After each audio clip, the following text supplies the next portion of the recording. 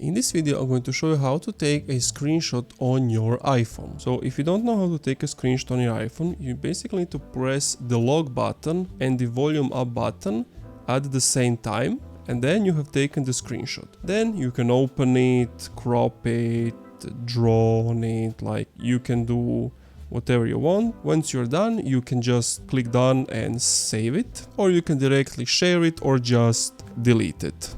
If I just take a screenshot and don't do anything, after a few seconds that photo will disappear on its own, and you can take a look at it under photos, and as you can see, here it is. And that's it. Thank you for watching this video. If you enjoyed, leave a like, comment, subscribe.